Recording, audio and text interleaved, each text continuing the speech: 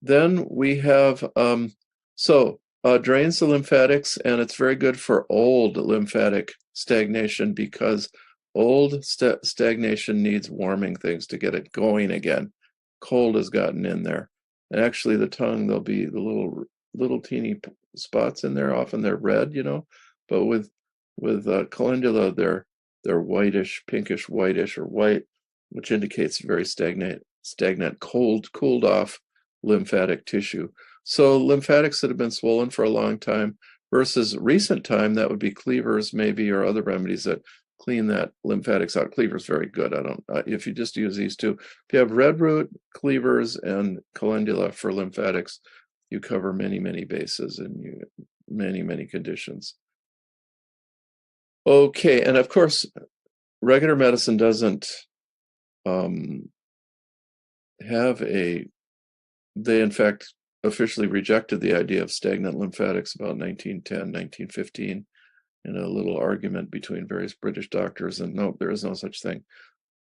Well, there are. What's the swollen gland there, just sitting there year after year, month after month? That's what we call stagnant lymphatics, and the body's not cleaning itself well, and that's why there's such a thing as lymphatic massage, which is a very effective way to clean your whole system out, get that tissue, get that lymphatics going again.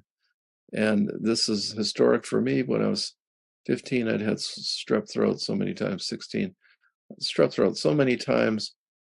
Finally, I just had like a swollen gland permanently over there on side of my neck, and I asked the doctor what that was about, and he said, "Oh, that's just scar tissue."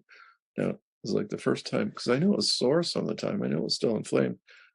I was like, well, that's the last time I believe that medicine absolutely knows everything they're talking about. So I knew it was a swollen gland, and later I took some remedies, sage and elecampane, to get rid of that. Calendula might have been a good idea too. So this remedy has so you use it on older cases, and you can use the salve right on the neck, etc. And I remember one case, he'd had Hodgkin's, and they brought in their baby, and I was like, golly, your glands are, your eyes are yellowish, your lymph isn't cleaning really well. I had them check up. I got them kind of scared. They were a young couple with a baby. I got them a little bit scared, like, go to the doctor, check up. Well, he didn't have a reoccurrence. He just had lymphatic stagnation because they had cut out a gland or glands. And when you do that, as this is true with mastectomy too, or just lumpectomy, that you actually slow down the lymph all around, and you sometimes have to compensate with herbs that help get that going again. So we just used calendula, and that cleared that up. But he had the calendula look in the eye, which is the severe look, which I call the bone weary look. My friend William Lesaussier said haunted look in the eyes, the death shadow. I do not believe it's a shadow of death. It's just that's just what it looks like, kind of. And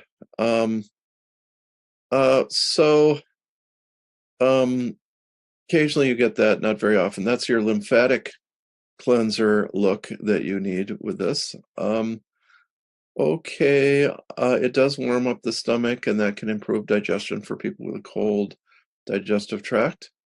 And I can't help but wonder if it doesn't reach the bones, the bone marrow, bone weary, just because our folk medical expressions sometimes are very meaningful.